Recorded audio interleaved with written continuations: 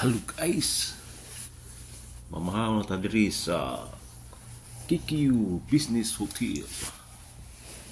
250 po yung buffet nila guys sa morning. So maganda dito guys, dito sa 6th floor of the KQ Business Hotel. Magandang view dito guys, malinis, overlooking doon taniman sa sugarcane doon sa labas.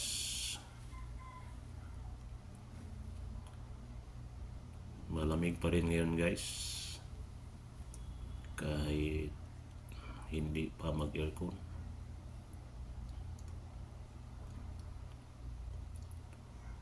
Pang masyadong tao guys na kumakain ngayon. Free breakfast pag nakabilit ito guys.